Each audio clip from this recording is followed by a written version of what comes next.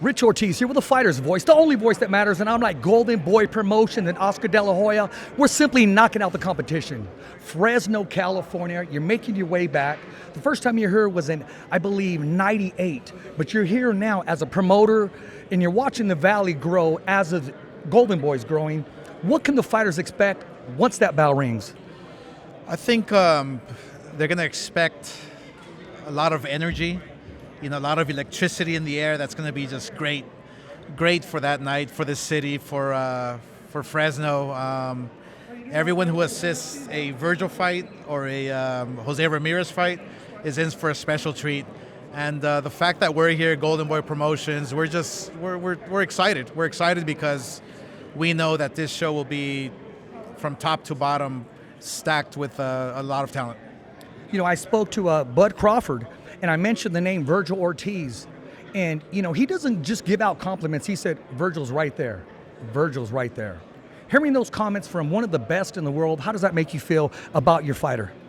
No, we feel privileged that that Virgil has been putting in all the work, and he's got the talent, he's got the credentials to go really far. So it's really a special treat to be promoting Virgil Ortiz and to see where he's gotten at 20-0, 20 knockouts, and knocking on the door to become world champion is pretty cool.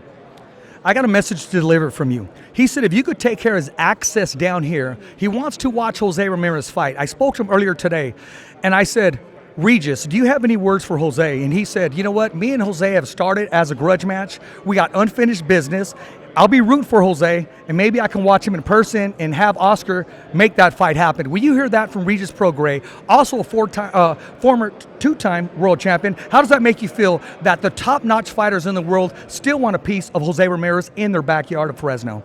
Oh, it shows you who Ramirez is. I mean, he's a well-respected fighter who works hard, who is still on top of his game, and who has a lot to offer. So, the fact that world champions, ex-world champions are calling him out, it shows you who Ramirez is, and he still has a lot left. He has a lot to prove, and I have no doubt that he will become world champion very soon.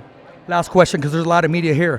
When can we see you on the hottest podcast, The Fighter's Voice, the only voice that matters? When can we make that happen, Oscar? Anytime you want, brother. Okay, you heard it from the man, the legend himself, Oscar De La Hoya. As always, it's a wrap. Thumbs up for Richie. Remember.